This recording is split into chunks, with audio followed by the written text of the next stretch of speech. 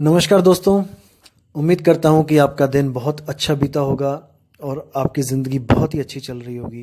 और परमात्मा से मैं दुआ करूँगा कि आप ऐसे ही सत्संग और भक्ति की बातें समझते रहें और अपने विवेक को हमेशा जगाते रहें और हमेशा उन्नति करते रहें भक्ति मार्ग में।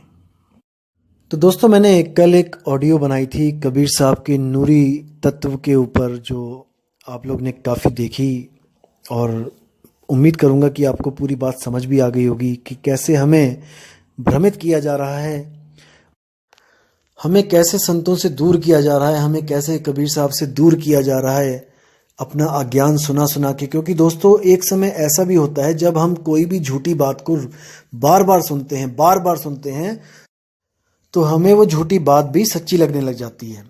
हमें इन झूठी बातों से बच के रहना है दोस्तों। अगर हम इनको सुनते भी हैं तो हमने विवेक और विचार को कभी नहीं छोड़ना है। हमेशा विवेक की तलवार से अज्ञान को काट दो, तब तो आप हमेशा सुरक्षित रहोगे। नहीं तो दोस्तों, कोई ना कोई आपको लूट लेगा दोस्तों आपको। इसलिए हमेशा बच के रहो, हमेशा अपने विवेक को जगाए रखो। तो दोस्तों, आज बात करेंगे सतगुरु कबीर साहब की देह के बारे में कि क्या है उनकी देह।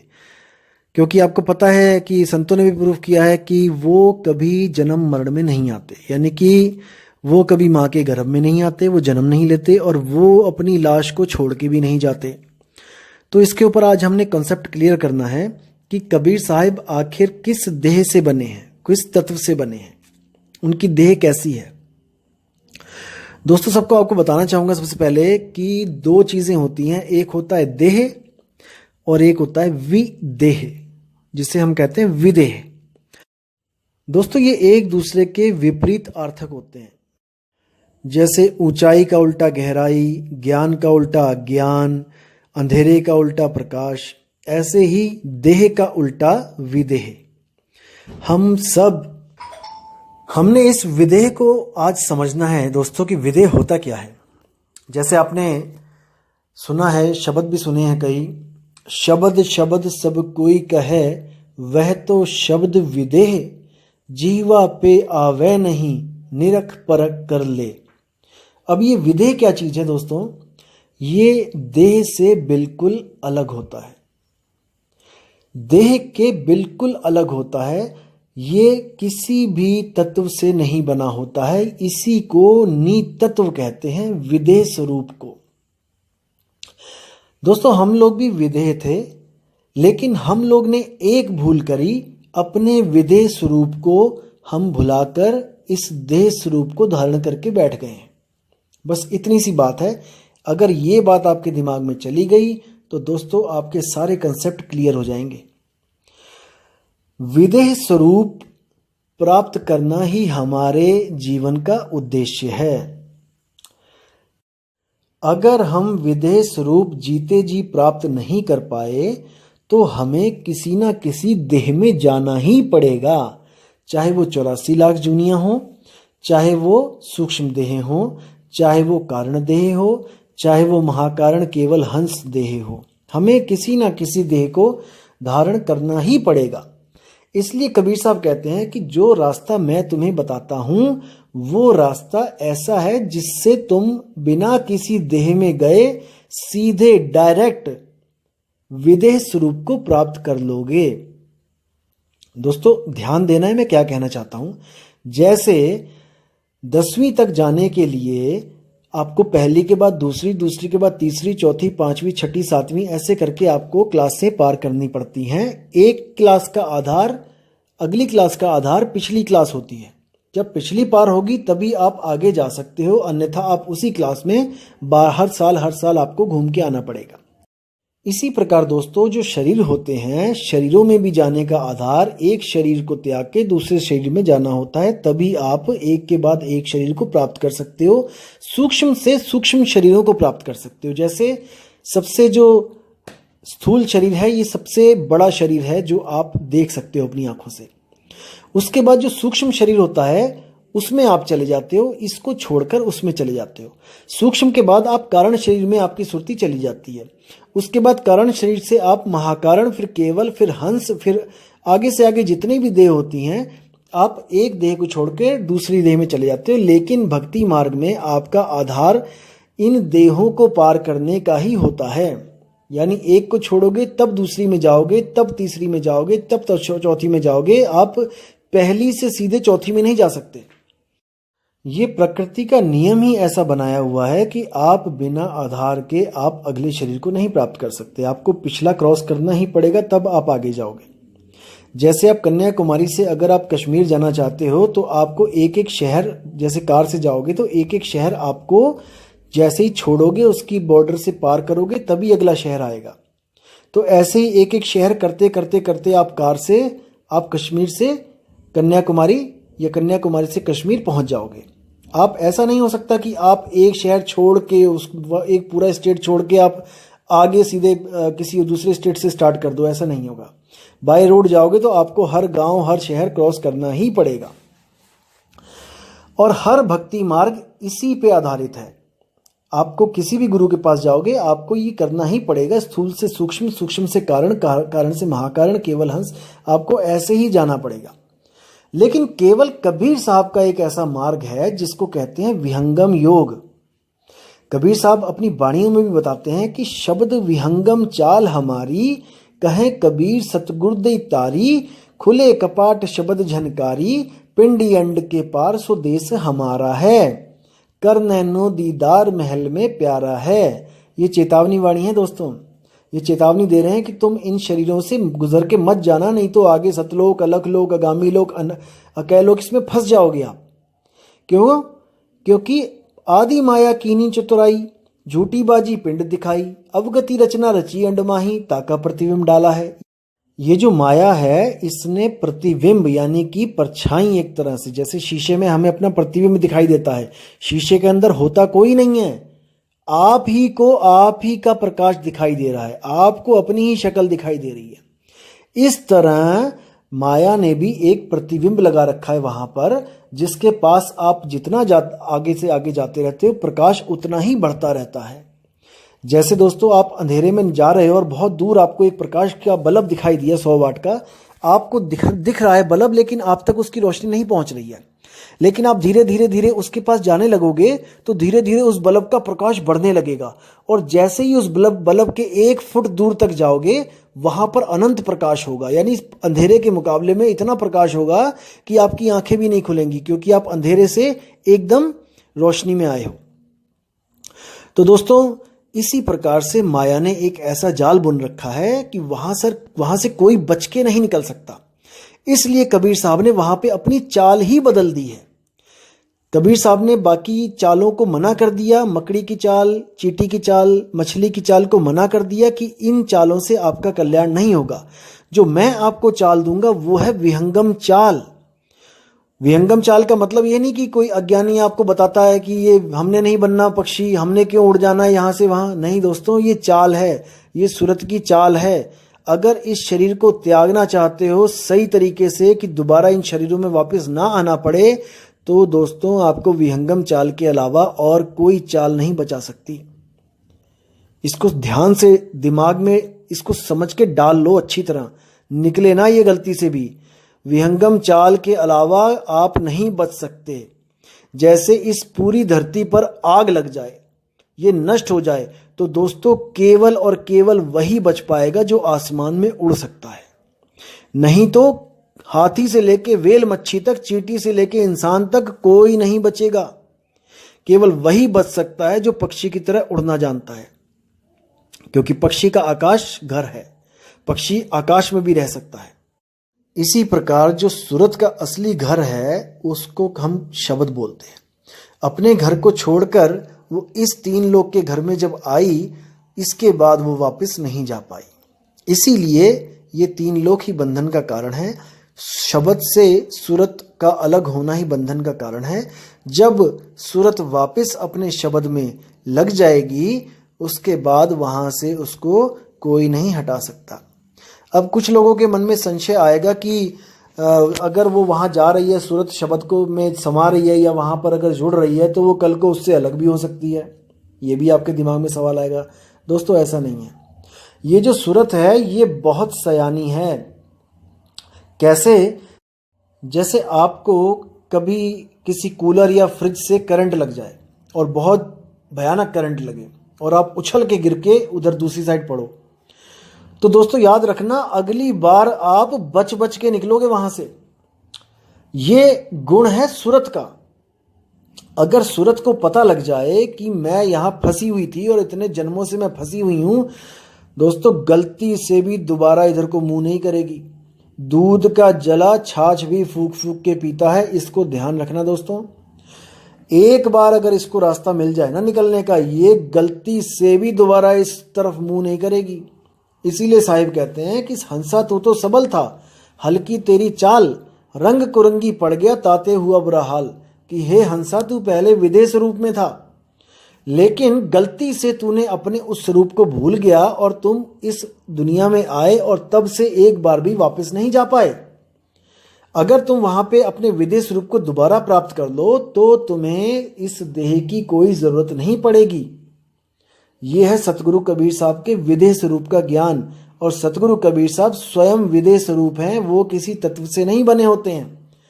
जब धर्मदास जी ने उनसे पूछा कि महाराज आप भोजन कर लो, आप सत्संग कर रहे हो इतनी देर से, भोजन प्रसादी कर लो, समय हो गया है, तो उस कबीर साहब ने क्या बोला कि हे धर्मदास, मैं ये वाला भोजन नहीं करता हूँ, मेरा भोजन कुछ और है। तब वो कहते कि भाई ऐसा कैसा शरीर है आपका, ब्रह्मा विष्णु महेश तक भोजन करते हैं, सब करते हैं, आप क्यों भोजन नहीं करते हो? तब उन्होंने कहा कि मेरी जो आपको देह दिखाई दे रही है वो केवल प्रकाश की देह है, नूरी प्रकाश की। नूरी को नूर कहते हैं, प्रकाश कहते हैं, प्रकाश की देह है। जैसे आप देखोगे कि बारिश की बूंदें जब हो रही होती हैं या फिर हो चुकी होती हैं तो एक इंद्रधनुष निकल आता है। वो इंद्रधनुष देखने में लगेगा आपको कि 7 रंग की देह है कोई, लेकिन दोस्तों वो होता क्या है, एक ही प्रकाश की किरण जब बारिश की बूंद के अंदर से निकलती है तो आप देखेंगे तो वो 7 रंग में बदल जाती है। एक ही प्रकाश की जो धारा है, किरण है, वही 7 रूप में 7 कलर्स में फैल जाती है और इंद्रधनुष का निर्माण करती है। तो वहां पर धनुष है नहीं।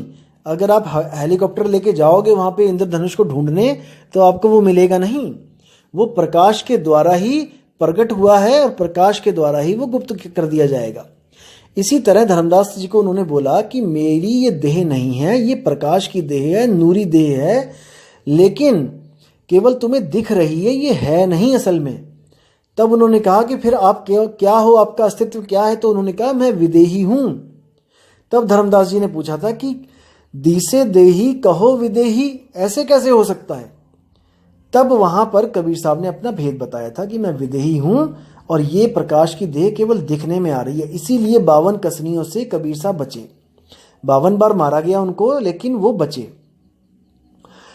तो दोस्तों इसको अच्छी तरह दिमाग में समझ लो, डाल लो इसको, कि वो किसी नूरी देह के नहीं थे कि जो इतने लाखों करोड़ों साल के बाद खत्म हो जाएगा और यहाँ पर 120 साल में ही बूढ़े हो गए। वो अगर 1-2 साल और रहते तो वो देह भी पड़ी होती, कहीं मर गई होती वो तो जब बच्चे से बूढ़े हो गए तो बूढ़े से मरने में कितना टाइम लगता है। तो दोस्तों इन भ्रम को अपने दिमाग से निकाल देना है और कबीर साहब को दोबारा से अपने मन में स्थान दीजिए। मैं एक एक वाणी क्लियर करूंगा साहिब की, वो क्या बोल रहे हैं, और अज्ञानियों से हमेशा दूरी बना के रखें और इन पाखंडी गुरुओं से हमेशा बच के रहें, जो आपकी जो श्रद्धा का गलत फ़ायदा उठाते हैं, आपको पत्थरों को पुजवा देते हैं, आपको गंगा नदी में डुबकियां लगवा देते हैं। दोस्तों मैं अभी हरिद्वार गया हुआ था, वहाँ पर एक औरत आई हुई थी और अपने गुरुजी के साथ आई हुई थी। 5 औरतें एक साथ नहाने लगी। दोस्तों इतना तेज फ्लड आया वहाँ पे, जो नदी चल रही थी, एक उसी वक्त पैर फिसला और निकल गई और उसको कोई बचा भी नहीं पाया, इतनी भारी थी कि उसको पता ही नहीं लगा कि गई कहाँ। तो दोस्तों ऐसा नहीं करना है। ये जो गंगा है, जो असल में गंगा बोला गया है, ये हमारी देह के अंदर ही है, ये बाहर की गंगा नहीं है दोस्तों। और जैसे बताया गया है कि इतने बड़े बड़े ग्रंथ लिखे गए हैं, महाभारत लिखी गई है, रामायण लिखी गई है, दोस्तों इनके बनाने का मकसद कुछ और था। ये लोगों के आचरण को ऊंचा करने के लिए बनाई गई थी। पुरुषोत्तम राम को जैसे एक आचरण वाला पुरुष बनाया गया था, पुरुषोत्तम बनाया गया था कि लोग उसके आचरण को अपनाएं। लेकिन हम लोग ने क्या किया, आचरण तो हमारा रावण वाला ही है, लेकिन हमने राम की पूजा करनी स्टार्ट कर दी। दोस्तों बस गलती यहीं पे करी है। ये जितने भी नाम हैं, ये इनका कोई मतलब होता है दोस्तों, ऐसे ही नहीं रखे गए हैं। जैसे शिव, शिव का जो नाम है, अब देखो शिव में ई की जो मात्रा है वो ईश्वर का संकेत करती है। अगर वो ई की मात्रा हटा दी जाए तो क्या रह जाता है दोस्तों? शव। शव क्या है? हमारा ये शरीर ही तो है। जब इसी शरीर में सुरत रूपी ईश्वर उतरता है तब वो शिव कहलाता है दोस्तों। अगर वो सुरत निकल जाए बाहर तो वो शव बन जाता है। इसी तरह दुर्गा, दुर्गा का क्या मतलब होता है? दुर्ग, दुर्ग यानी एक महल, एक किला। दुर्ग आ यानी कि किले में आ, बाहर मत भटक ए जीव, बाहर परमात्मा नहीं मिलेगा, बाहर तुझे देवी देवता भी नहीं मिलेंगे। अगर दुर्गा को भी प्राप्त करना है तो वो हमारे कंठ चक्र में विराजमान है। इस दुर्ग में आ यानी इस शरीर की तरफ आ, साधना कर। अब देखिए ब्रह्मा जो है वो क्या है? ब्रह्म आ। अगर आप ब्रह्म के करीब आते हो तब आप ब्रह्मा को प्राप्त कर सकते हो। ब्रह्म की तरफ आ, और ब्रह्म कहाँ है? हमारी देह में ही तो ब्रह्म है। अब कहते हैं शंकर। शंकर का क्या मतलब है? संकर, संग कर। संग यानी कि साथ, कर यानी कि करो, साथ करो। किसका? योग का। जब आप किसी का साथ करते हो तो आप एक से दो होते हो और उसको योग कहा जाता है। शंकर, योग कर। देखो आप शंकर जी भी योग कर रहे हैं। उसके बाद कहते हैं विष्णु। विष्णु का क्या मतलब है? जो पूरे विश्व में अणु अणु यानी हर एक अणु में जो व्याप्त है वही विष्णु है। कोई पत्थर की मूर्ति नहीं है, 4 हाथ वाली और गदाधारी की आप उसकी पूजा कर रहे हो। इसी तरह दोस्तों भगवान को क्या बोला गया है? भगवान 5 अक्षरों का मेल है, भ ग व आ और न। भा से भूमि, गा से गगन, वा से वायु, आ से अगन, ना से नीर। यही भगवान का असली रूप है। और जो भी इन 5 तत्वों से बना है वो भगवान ही है, वो भगवान ही है दोस्तों। आप भी भगवान ही हो। आप भी इस सृष्टि को चलाने में उतने ही मददगार हो जितना लोग कहते हैं कि भगवान दुनिया चला रहा है। अगर आप बच्चे पैदा करना बंद कर दो दोस्तों, ये दुनिया खत्म हो जाएगी। आप अपना अपना रोल निभा रहे हो। इंसान रूप में आप ही निरंजन हो और औरत के रूप में आप ही दुर्गा हो, आप ही महामाया हो। अब दोस्तों जो रामायण में जितने भी पात्र हैं उनका भी नाम इसी तरह बहुत बड़े अर्थ लेके बैठा है। जैसे जो राम है वो क्या है? रमता राम। जो इस शरीरों में रम रहा है वही राम है। जब वो राम आता है आपके पास तो सीता भी आती है। सीता का क्या मतलब है? शीत। शीत यानी ठंड, यानी ठंडक।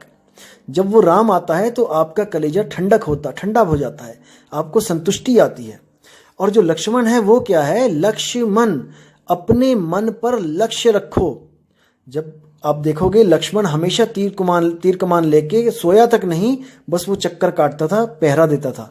इसी तरह हमने भी अपने अपने मन पे पहरा लगाना है। लक्ष्मण, हमारा जो लक्ष्य होना चाहिए वो मन को रोकना होना चाहिए, मन को मारना होना चाहिए। जैसे हम निशानों पे लक्ष्य लगाते हैं।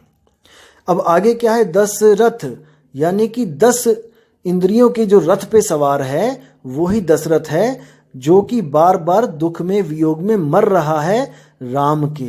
यानी रमता राम जब तक आपको नहीं मिल रहा है, आपका जो जीव है वो बार बार जन्म और मरण में पड़ा हुआ है और इन 10 इंद्रियों के बस में है।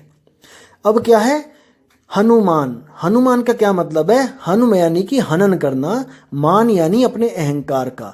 हनुमान की तरह सेवक बनना है। हनुमान बहुत बड़े बजरंगी जिसको कहते हैं, बहुत ताकतवर थे, लेकिन राम के आगे ऐसे दीन होते थे कि उनसे बड़ा कोई सेवादार नहीं है, चरणों की धूल है।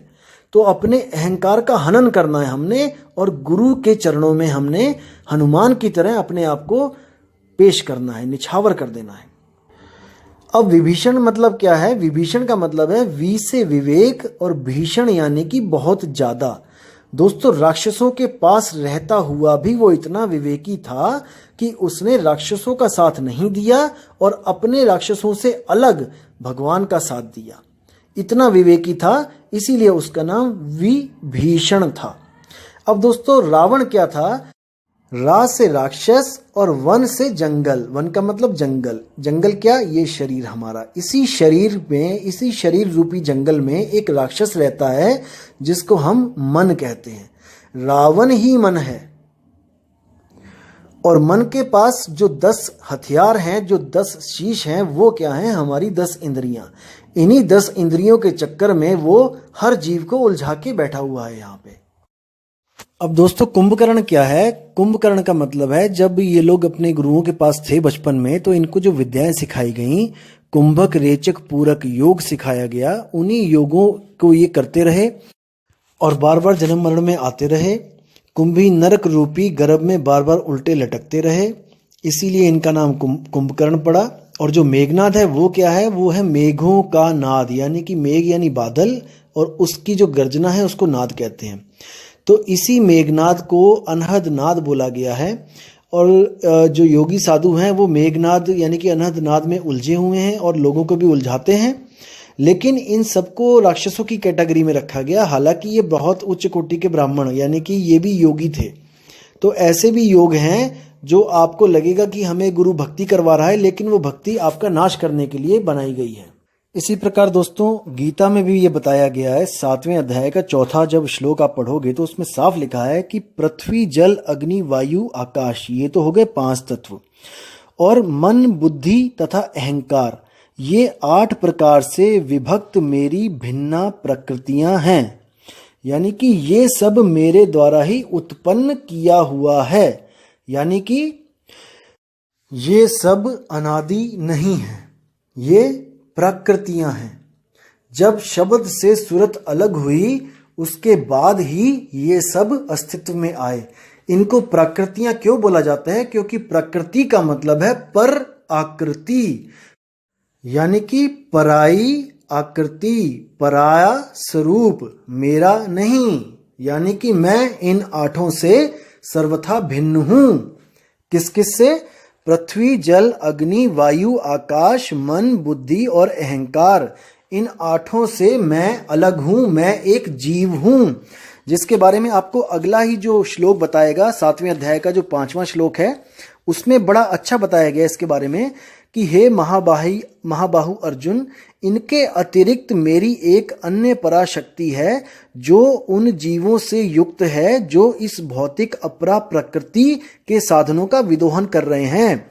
यानी कि उन जीवों के बारे में बताया जा रहा है जिसको हम अविनाशी जीव कहते हैं।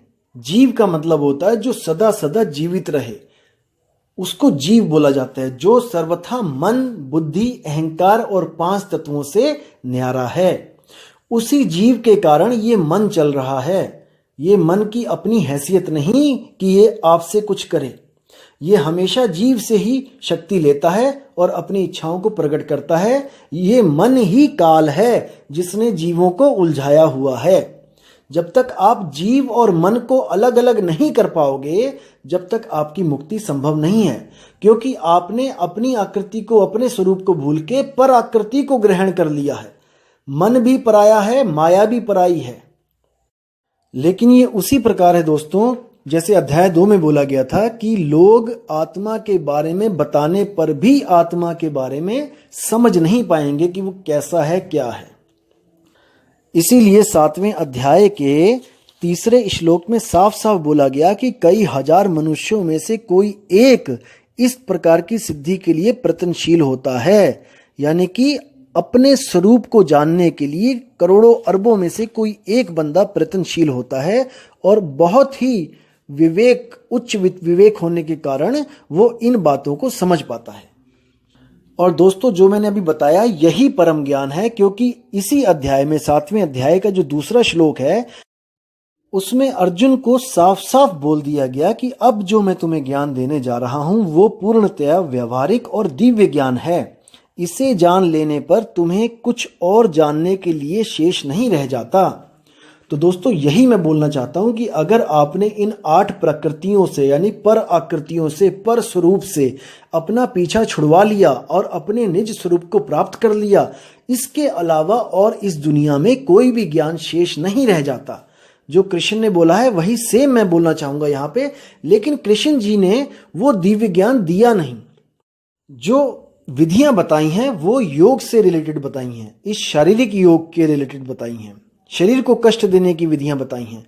तो दोस्तों इसीलिए हमें एक परम गुरु की जरूरत पड़ती है। जैसे गीता में भी बोला गया है, हे अर्जुन तुम इस दिव्य ज्ञान को प्राप्त करने के लिए ऐसे गुरु के पास जाओ जिसने अपने स्वरूप को प्राप्त कर लिया हो, जो स्वरूप सिद्ध गुरु हो। अध्याय 4 और श्लोक 34वां इसी गुरु की तरफ इशारा करता है। दोस्तों आप गीता उठाइए और देखिए, उसमें साफ लिखा है। और देखिए अध्याय 3 का 17वां श्लोक, उसमें भी साफ साफ लिखा है कि जो व्यक्ति आत्मा में ही आनंद लेता है, यानी अपने आत्म स्वरूप में आनंद लेता है, अपने आप को मन नहीं समझता है, मन माया से अपने आप को परे समझता है, जिसका जीवन आत्म साक्षात्कार युक्त है, जो अपने ही आत्मा में पूर्ण संतुष्ट रहता है, उसके लिए कुछ करणीय कर्तव्य नहीं होता। उसको कोई पूजा पाठ, उसको कोई नित्य नेम, उसको कोई यज्ञ या फिर कोई तीर्थ व्रत पूजा कुछ करने की जरूरत नहीं होती है। अगले ही श्लोक में क्या लिखा है दोस्तों, 18वें में, उसमें लिखा है कि स्वरूप सिद्ध व्यक्ति के लिए ना तो अपने नियत कर्मों को करने की आवश्यकता रह जाती है, यानी जो आप पूजा पाठ कर रहे हो, कुछ भी कर रहे हो, अब इसकी कोई ना तो आवश्यकता रह जाती है, ना ऐसा कर्म करने का कोई कारण रह जाता है, यानी कि अब इसको करने का कारण भी कोई नहीं है, क्योंकि आपको ये सब करने के बाद जो प्राप्ति होनी थी, जिसके लिए आप ये सब कर रहे थे, वो आपको स्वरूप सिद्धता में ही सब कुछ मिल गया। हाथी के पांव में सबका पांव, यानी कि हाथी के पैर का इतना बड़ा साइज होता है कि उसमें सबके पांव समा जाते हैं। तो इसलिए आपको कुछ करने की जरूरत नहीं है। और उस स्वरूप को पाने के बाद क्या होगा, वो आगे क्या लिखा है, उसे किसी अन्य जीव पर निर्भर रहने की आवश्यकता भी नहीं रह जाती है, यानी कि उसे अब कोई नहीं चाहिए। जैसे मैंने बताया था कि गुरु से तैराकी सीख ली बच्चे ने, अब उस नदी में वो अकेला ही छलांगे मारेगा, अकेला ही नदी को पार कर लेगा। अब उसे किसी भी जीव की जरूरत नहीं है, ना उसे किसी भगवान की जरूरत है। अब वो स्वयं से ही स्वरूप सिद्ध हो चुका है और जहां से बिछुड़ा था वहां पे जाके वो मिल चुका है। अब उसे किसी की जरूरत नहीं है।